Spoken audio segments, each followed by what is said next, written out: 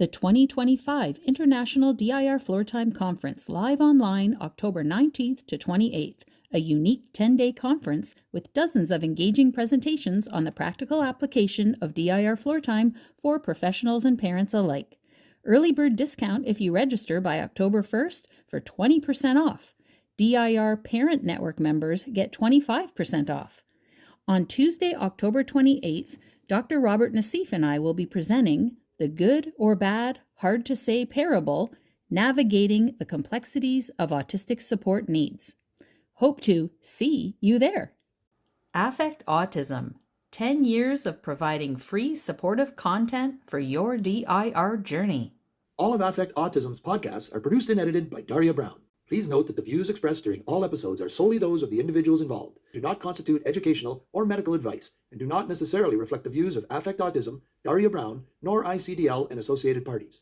Listeners should consult with professionals familiar with their individual circumstances for specific support. You're listening to the We Chose Play podcast from Affect Autism, where affect is the #1 tool we use in supporting development through playful interactions. Welcome, Floortimers. This episode is a long time coming. I have Sophia Ashman. She is a DIR practitioner in Los Angeles, California, where she currently works in preschools and provides in-home therapy. She's been a Floortimer for 25 years and was one of my son's first therapists at his school, which is how we met. We quickly became friends, and I miss her tremendously and want her to move back to Canada. Her philosophy is that she strongly believes that children that she works with need to be seen, heard, and feel understood. Welcome, Sophia. It is so nice to have you on my podcast. It is such an honor. It really is. Thank you so much. I've been bugging you to be on this podcast for what, 8 years? I finally talked her into it. Tea with Sophia. So we have our tea. Yeah. Part of the process is saying we're just going to be having tea, chatting. Don't be nervous and everything. And Sophia, listen to this.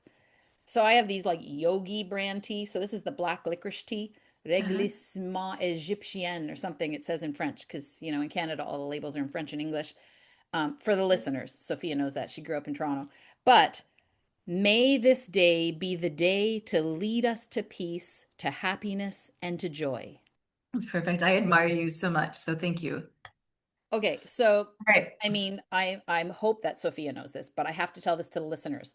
When I meet people, and I think I've said this before, when I met therapists in the hospital when my son was in rehabilitation, I was that parent that was like, I don't know if people can see the look on my face. On audio, I'm making a face like, what the heck are you doing? Like, I wanted nothing to do with it. I did not want to comply.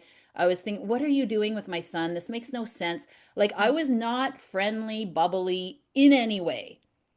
And I tend to be pretty reserved when I meet people. Okay. The reason why I said all of that is because with Sophia, I instantly felt safe. And we just had this connection, and you just understood my son instantly. I can see you breathing like you're accepting love into your heart with that look on your face, Sophia. Truly, you were so amazing with my son when he was, 4 and 5 years old? He's now 16. It's rare to find a therapist who you see loves and adores your child as much as you do. Okay, now I am going to cry. I remembered when he was little, skip, skip, skip to my loo. We used to sing that song and you'd always ask for it when we were transitioning. That was our transitioning song. A gifted Floortimer. You just have that natural attunement, and I always felt seen and understood with you, and I never had to have my guard up around you like I usually do around most people. Okay, now I'm going to cry. No. Anyway, that's setting the stage for the listeners to present to you this person that I love so dearly. You're like my sister. I literally feel like we are sisters. We have a mutual understanding and deep care for the souls of children. Yes, yes. Vulnerable children. Yes. Vulnerable children. Yes. Okay. Let's snap ourselves Yeah. out of mushiness. Tell me your floor time story. Tell me your journey. So, you know what, you sort of touched on it there, that it has been my journey. I was in my second year university and I saw a post. A mother was looking for someone to work with her child. I think he was 4 or 5 at the time. And it said training will be provided. And this is me. I was always into like learning and growing. And I was like, what an opportunity. And so we had an organization come in from the States to train us. There were 3 therapists, and then it ended up just being me. And it was a 6 month contract, roughly. And near the end of it, I remembered it was so hard pulling up into the driveway. And this little guy who barely like looked at us or connected, by then he was running outside by the car. Sophia's here, Sophia's here. And this was like weeks before the end of the contract. And I just was having the hardest time in knowing that this was going to be it, which is why I was not going to work with kids. I was like, I'm not doing it. And I've been leaving this profession as long as I've been doing it. But she said to me, she goes, you know, Sophia, she says, I think the best thing I ever did was to hire you. And I was like, because I thought it was just going to be it. This was just training. This was just experience. She's like, you know, I have another mother. And I was thinking, no, like, I'm not doing this. I'm not doing this to myself, like on a regular basis. I'm not getting this Because connected your with heart is our getting kids. broken Yes, every yes, child you have to leave. yes. Yeah. Thank you. And she's like, well, you know, just speak with her. And then ever since then, it's been, okay, just one more child. Okay, just one more year. And then every single time a parent says something or something happens with a child, and then I'm just like, how can I not want to work with this child? Because I can see the other end of it. I can see the potential. And I'm like, how can I not want to be a part of this? And so it just has been like this spiral thing. And here I am. How many years later? This was 1997. And you're still saying, this is it, the last This time is I'm going to it. work Oh, with for kids. sure. This is my last year. Yeah. I do want to share like what brought me to DIR. So I was working with these 2 little girls. They were less than a year apart. I think one was 2, one was 3, so like maybe 2.5, 3.5. Okay, wait. And where was this? This was in Toronto. Okay, you were still in Toronto. Okay. So I was trained and then I just, you know, continued doing it while I was in school, while I was in university. And then there's the youngest one. She was 2 years old and she could sit at a table and she could read, but she didn't want anything to do with you. Like you tried to interact with her and like, you know, do play with her. She was not about that at all. And then her sibling would like, you know, like walk across the room and pretend to fall and just be all silly. And she was like just bubbly and social and engaged, but she did not want anything to do with the table.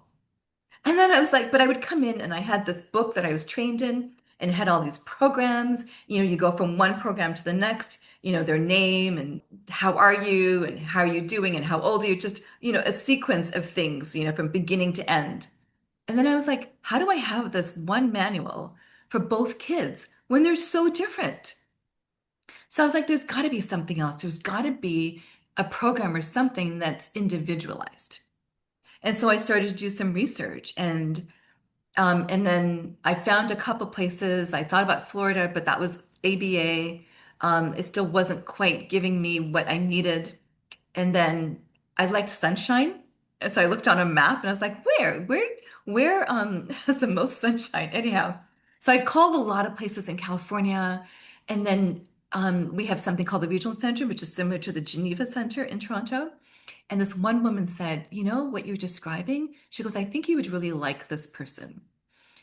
She's like, I'll get in touch with him and I'll give you his info. And that was David Sponder of Sponder Works. I spoke with him and his wife, and sight unseen, they were like, yeah, come on down. Never met me. They just knew what my passion was and what I wanted and what I was trying to accomplish in seeing Okay, these kids as pause. individuals.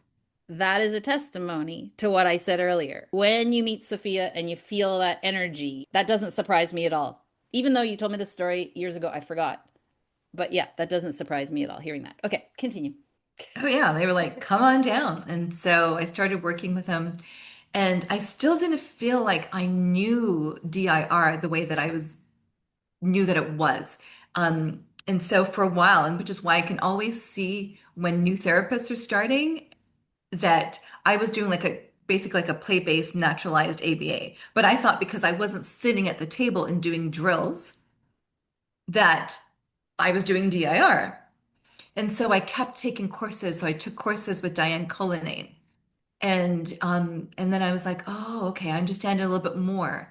And then I started working with holding hands, and we had this training for parents and for therapists before the child could start. And I took it the one time, still didn't think I really got it. And then the second time, light bulb went off, which is why I say that it's very challenging to do DIR floor time without knowing all of the developmental capacities 1 through 6 and beyond, because you're constantly moving the child up and down the developmental capacities. And if you don't know anything past level 4, then you don't really have anywhere to go. I hear the word capacity and it just makes me think there's a cap on the child's development and their growth and their trajectory. But I use that term out of respect for where we are right now in the neuroaffirming world. So I will gladly use it, but just know that I feel like it's very limiting. No, So but can you pause there? Because I think that's interesting for a lot of DIR practitioners listen to this. So the language has changed for ICDL anyway, and through, some of the ideas of functional, emotional, developmental levels, it used to be called. And then we said, okay, well, that's like stair stepping, and development isn't really linear. It's kind of moving around like a spiral or back and forth. And then it was the ladder for a while, but even that sounds like step one, step two, step three. And so capacities was more like, oh, you can have this capacity, and then the capacity for engagement, the capacity for reciprocity, the capacity for whatever. But you're saying, if I understand correctly, you don't like the word capacity because it seems like there's a cap on it. Like you only have yeah. so much Mhm. capacity. It's a Mhm. container. Container, I've yes. never heard anyone say that before. That's so interesting. I'm into the psychology of words and the energy of words. So even developmental, the last thing you hear is mental. Ah, And I feel like that affects us as well, right? When people there it's so subconscious. I've been thinking about a word for years or a terminology that we could no, use. that's so interesting. We've never had this discussion, but that's funny. Okay. You were sort of doing a naturalistic version of ABA. You thought it was floor time, and the more you learned, the more you were like, "Oh, I didn't understand floor time." Yeah.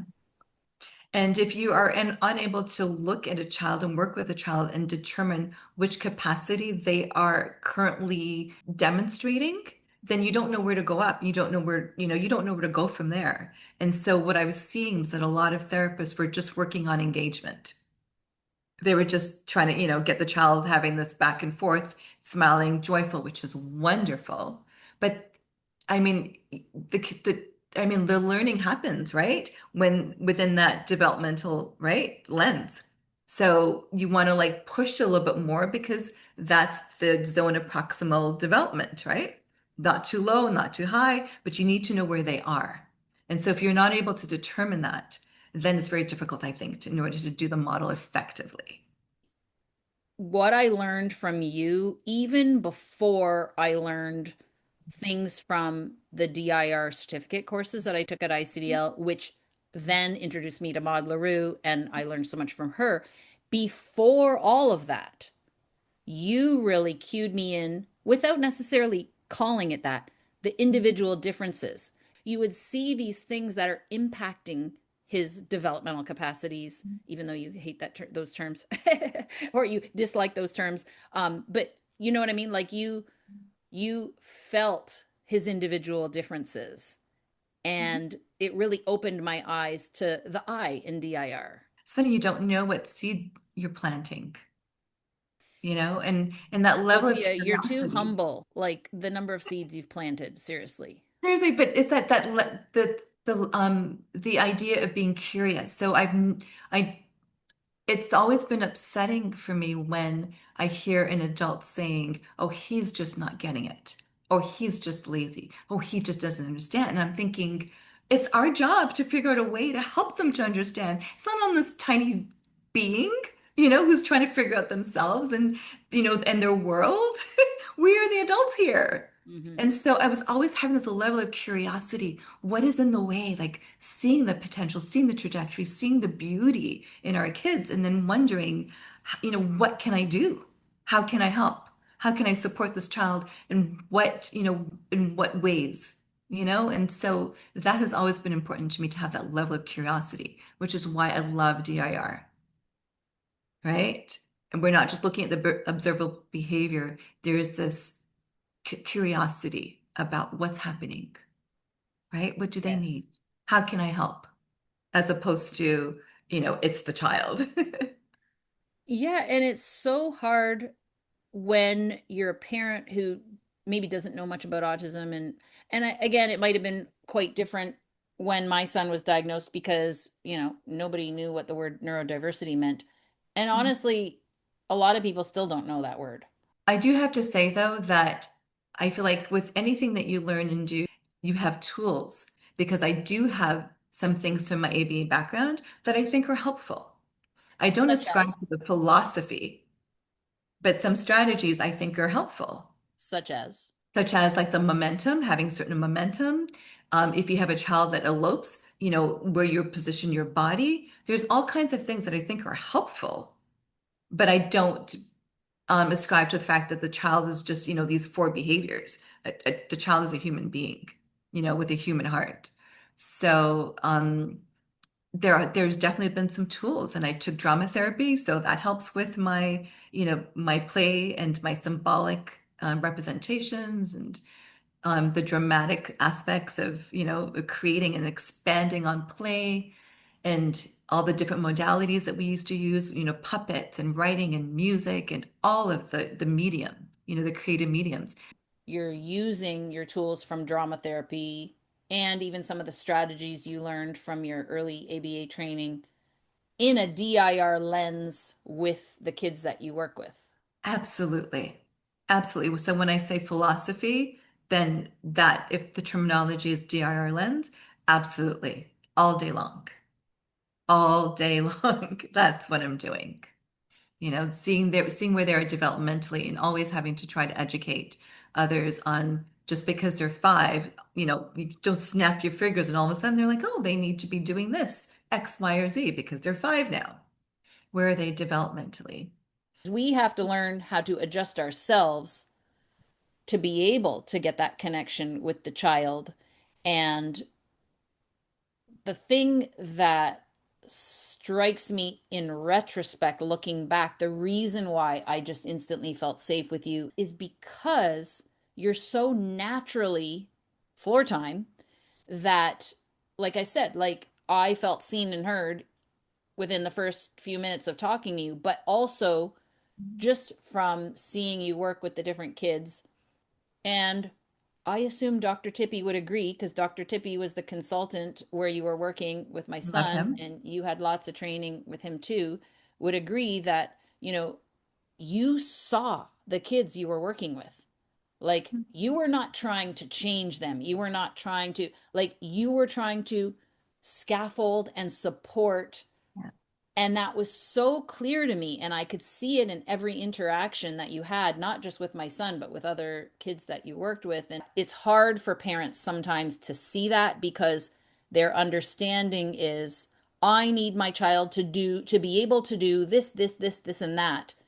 And a lot of times autistic kids don't do this, and that on a Mhm. neurotypical time frame. And it's such an adjustment for the parent for most parents, I would say, but hopefully that's changing. Yeah, that's definitely along the trajectory of one of the things I wanted to talk about, and that is I was going to share about an experience that I had, with a friend of mine who's an adult, and how when I read your book and it prompted me about the fact that I can do DIR all day long with my kids, and I'm connected to them, and I can, I'm wherever they need me to be, I'm there. But then when it comes to the people in my life, I'm like, why am I not using GIR? Why am I not using it there? Because it's such a great, it's a great lens to see other human beings through, right? And to carry relationships forward or to even just be present in a relationship. So I'll tell you the story about that. But as you're mentioning about parents, um, as I was thinking about my friend and how challenging it is for me, that when he is sharing information, he makes a point and he makes that point. And if you try to like add to that point, he goes back and he says, no, this is the reason why. And so it is a challenge because I also want to have, certain reciprocity in this dynamic. And so we were together all of Sunday. We went to see the Toronto Blue Jays. Yay, against the Dodgers. Yes. So I was thinking about that. And as he was speaking, I was literally trying to use DIR in order to stay in this connection with him because he's really a wonderful, wonderful person. Um, but I couldn't get, to where I could then have my own ideas. And then there's this level of reciprocity. And so I was thinking about parents and what that must be like because there are some kids who are a lot more engaged. I mean, like within an instant, sometimes I can work with a child and then you just connect with what they're interested in. And all of a sudden they just explode and their eyes light up and they're just so joyful. They're like, oh, wow, somebody's actually interested in what I'm interested in. And their eyes light up. And so I'm not as interested in the things that he's interested in, and I don't get to share what I'm interested in. So it's a challenge. And then I was thinking about so many parents that this is the dynamic and this is your child and the disconnect that you must feel. And I was like, why is it so much easier for me to work with a child that has certain interests that may not be mine? And I think it's because I don't have that personal grief. I don't have that. I'm not carrying, all of those emotions from beginning years until now. I'm with this child and I'm present. And also, I have the hindsight, before me and before me. I have the hindsight. I can see the potential and the trajectory of this child. I've worked with a lot of kids. I know that if you do this one thing, what can happen? Right? I'm hopeful already. Whereas the parent, I mean, they're still grieving. And so they have so much of that and you want to connect with your child and there's that goodness of fit as well. If you're high affect and your child's individual profile gets overstimulated, right?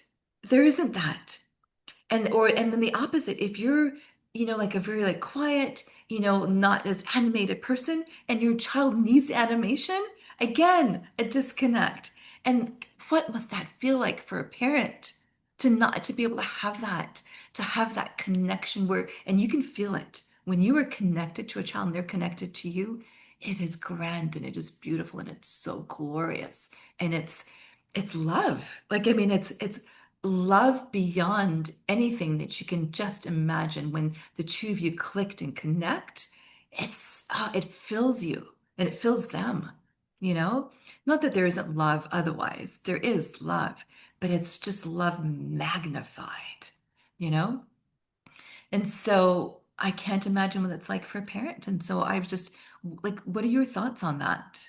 That is the big shift that I think takes different parents different amounts of time to really be in that place where you want so badly to connect with your child, but you're struggling. And so the blame is on the child for that. But when you realize that you can impact that, and Mhm. like you said, you know, all the floor time stuff that I talk about on all my podcast episodes of joining in and really seeing that child's emotional intent and their presence and what they love and like they suddenly feel like oh my goodness someone connects with me and then they feel all of the things that you just described the parent wanting to feel I'm so connected and children need to feel that right especially because they're so vulnerable parents want to feel that but they don't need to a Mhm. child needs to feel that. But when you hold on to those moments of joy and connection, that's what keeps you going and just that love for your child and seeing their excitement and everything. You do need to stretch and expand. And like I'll refer back to the Rubber Band podcast with Jackie Mhm. Bartell and Sanjay in the OT that talked about, stretching and, pushing Yeah. and getting that just right challenge and all of that stuff. It's hard for parents to do that when their child is suffering every day from their sensory experiences, being misunderstood at Mhm. school all day, and all of that stuff. But I mean, I think, as like parents, there's so many things you're thinking about. First of all, survival, food, shelter, clothing, education. There's so many decisions you have to make every single day. And then you're in this interaction, with your child and you're trying to be present. And you yourself may have some unhealed emotions and feelings of not having your needs met. So it's all colliding, which is why it's good to have someone sometime, come in and to support these dynamics.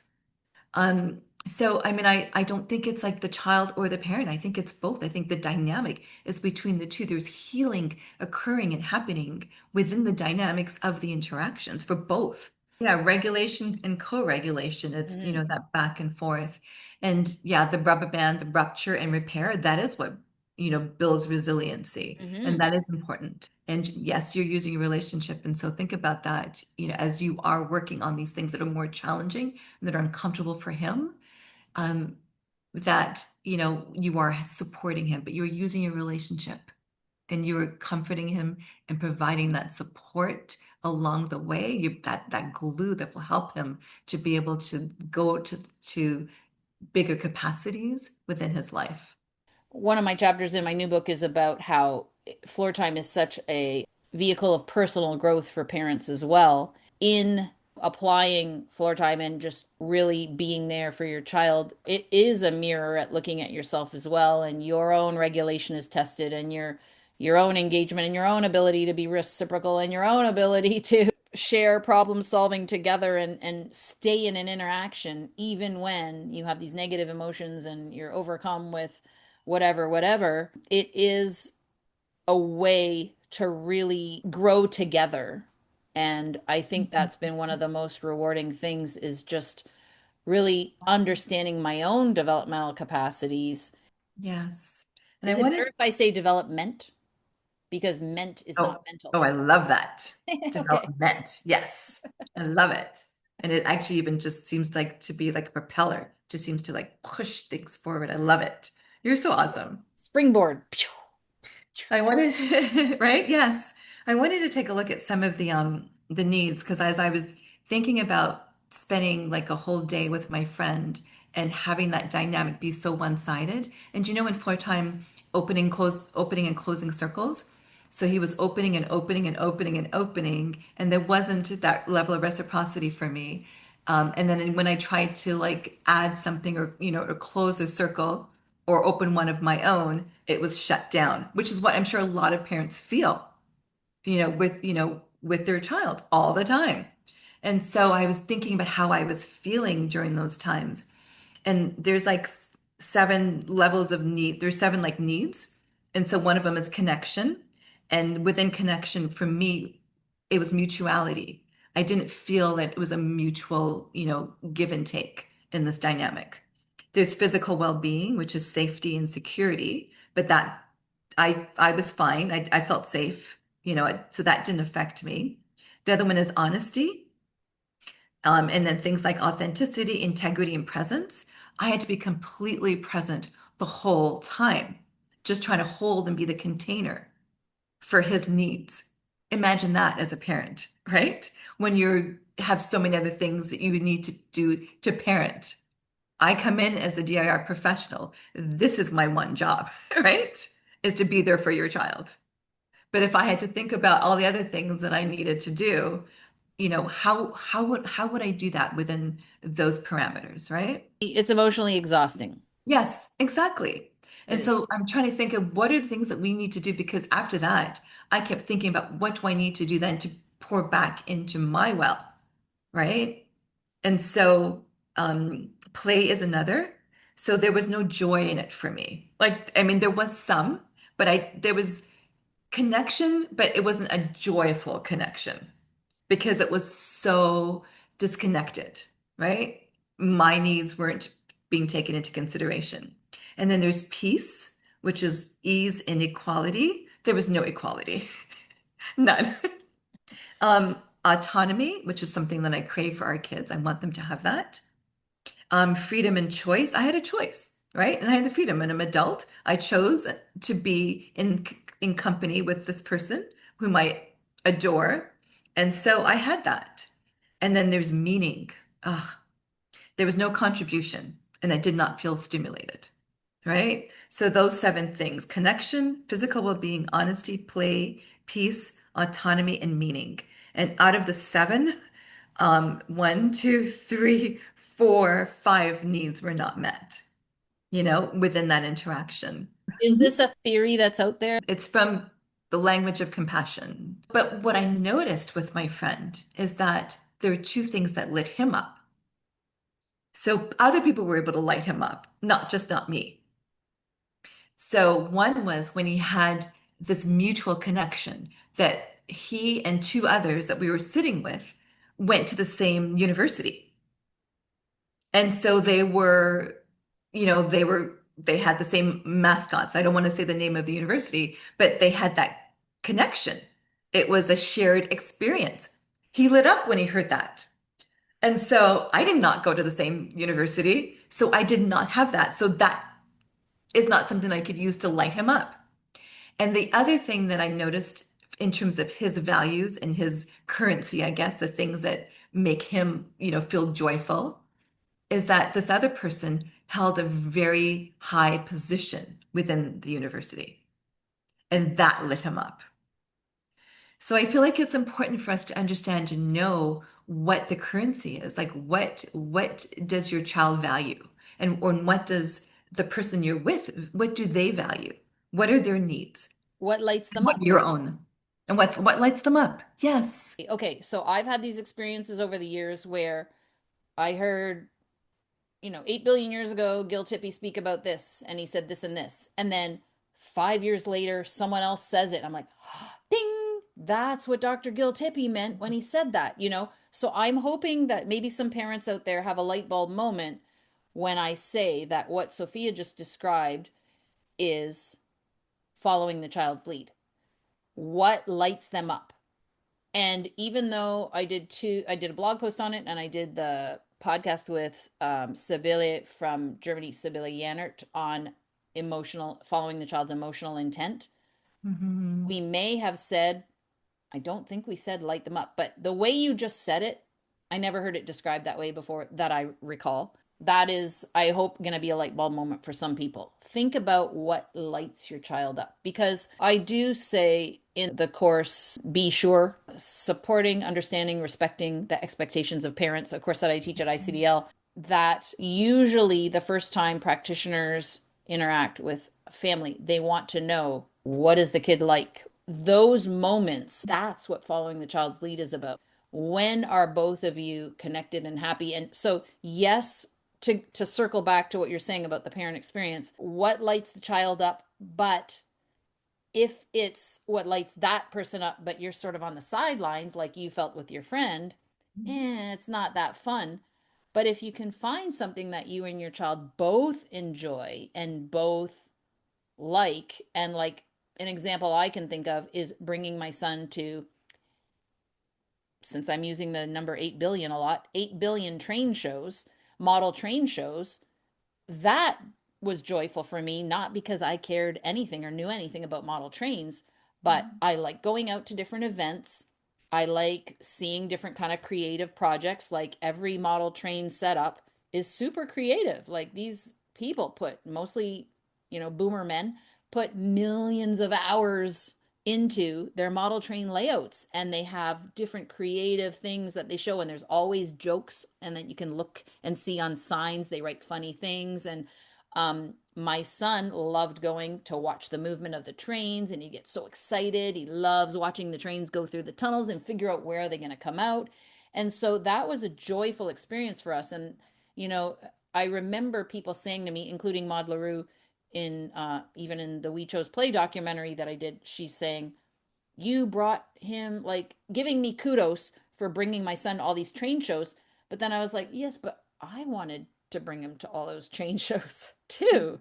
You know what I mean? And Yeah. like maybe he would have been happy with just having a model train at home, but I enjoyed going to different cities and finding out where the train club was Yeah. and then going there and talking to the people and all of that stuff. So finding that mutual connection Mhm. is also powerful. So Yeah. that's the step beyond what lights up your child, what lights up the connection between you. Right. I remember with my therapist, I would always say to them, whatever it is that you like and whatever it is that you enjoy, bring that element into the sessions. If you like music, bring it in because it's important also that you have fun. Our kids can feel that. They can feel our joy.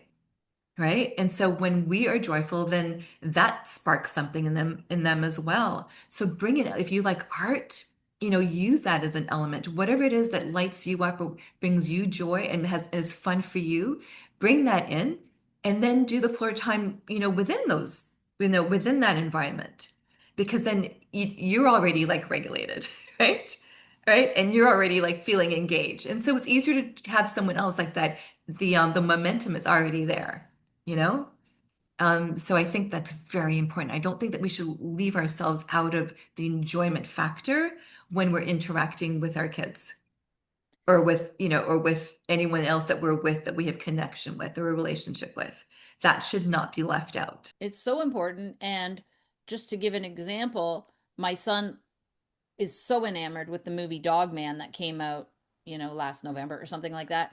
And even though, so that's follow his lead. Okay, let's do Dog Man. But you can go and just start drawing Dogman things if you are the art person who likes art, like you said, or if you're the music person, like you come in and you go da da da, or I can't think Right? of the Dogman Sure. soundtrack right now, but you can start to do that, and then you'll see my son giggle and the gleam in his eye because he's like, uh oh, Petey's gonna come, and Mhm. he's got to get put in cat jail, and that's the music aspect. And then there's so many other aspects, like you can dress up like the Dogman characters, or you can act out whatever. So Yeah. Dogman is the interest, Yes. trains were the interest, Super Mario is an interest, but you can do an infinite number of things with that matches your interest as well. Yeah.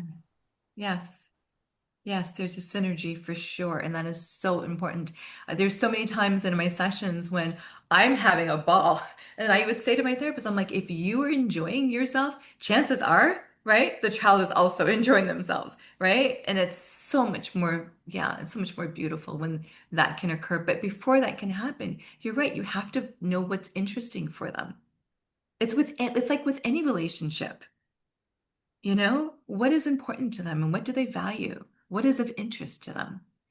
I do have to say this though. It's so funny. What started me on thinking about doing DIR and then remembering that chapter in your book with adults is that I had a friend who was visiting and she used to live here, but she now lives in another state, but she was visiting and she comes to visit once in a while.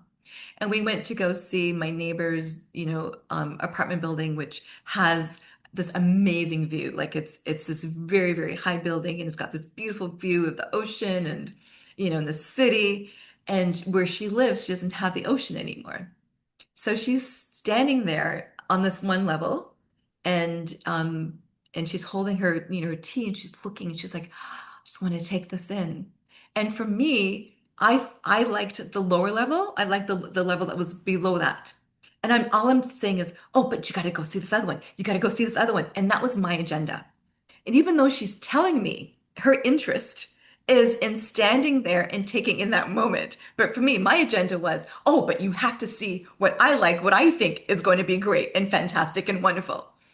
And then I was like, afterwards, I did my self-reflection, right? And I was like, oh, and literally I was thinking about you. And then I was like, oh, yeah, ooh, right? And that's what allowed me, because of my ability to self-reflect, that is what allowed me to then be more present for my friend the very next day. That's so You know? interesting. Yes. Yeah. Yeah, So, and what I like about people who embrace floor time is that we are open to that. Because, yes. a lot of people are very defensive and they don't want to admit if Mhm. maybe they could have done something differently or whatever, like, oh, let's forget about that and move on. But Mhm. with that self-reflection and reflective practice and, all of that we Yeah. talk about in DIR, it can get to the point of rumination if you are autistic. Like I found out that I was a year ago. Like, I Yeah. can over ruminate on that kind of stuff, like way too much, like all the time. But it is important to be able to at least touch on it, and if there is repair to do, and it may not be that you explicitly said anything to your friend, but like you said, you were able to be more connected and open the next day. And a lot of these things, like maybe your friend didn't even notice or care that much. But same thing with our kids. I may be distracted one day because I have a lot of work or whatever, or, something's going on, or I forgot to get certain grocery and I'm about to make dinner and I don't have the ingredient or whatever. And I might not be as attuned. But like you say, then the next time you're more intentional and you're like, okay, Mhm. I'm here.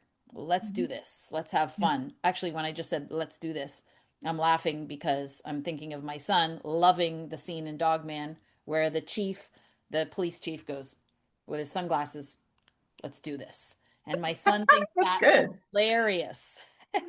You do good. Yeah, that was great. I loved your timing with that too, and the voice. Ah, So yeah, I mean, I think maybe today it is about mutuality, and I'm in respecting both relationships and both people in the dynamic and what that looks like. but with the parent child, keeping in mind that the parent is the one responsible for maintaining that, because obviously we don't want to put that on the child. But yes, Right. So exactly. So exactly. The child isn't responsible for the parent's happiness, right? Or to validate the parent. What I do want to sort of just take a look at is how important it is also for the adult or for the other person to then um, figure out what works for them and what they need, and to also be able to have that ability to self-reflect on that. Just be mindful of their needs and to also give themselves that same, co-regulation and self-regulation that they need in order to then participate more fully. I feel like it's really important for that to occur. yes, yes. And what jumped in my mind when I was listening to you is being able to understand where you're going out of your way and at your own expense. Yes. Yeah. And But where is that? And where does that start? I mean, it reminds me of the interoceptive system, right? I think our interoceptive systems are off. We've been overriding it. It's like driving a car and you see the signal come on and you're empty, right? And you just keep driving thinking, okay, I've got like 10 miles, that I can do that. And you keep doing that to your car. Eventually it's going to erode it in some ways. So I think our own interoceptive systems might be off. And then you and I were sharing about growing up and our experiences. And so as children, we probably all, also were overriding our own systems in order to please or to gain validation from the adults in our lives, from our significant um, caregivers. And so that doesn't just magically go away, when you're a parent and when you have that dynamic with your child. You also, right, have to figure out, you're trying to figure out your stuff and then your child's stuff. Honestly, I just have so much empathy and like for our parents. I really do. I'm going to advocate, and I will work with my children until they can advocate for themselves. And that is really my number one goal. I just wonder if you've ever tallied up how many children you have over the years. No, When you I say my have. children, like I know, right? think about over 25 years how many children you've impacted, and No. they may not even remember who you are if it was someone 25 years ago and they were 3 years old and now they're 28.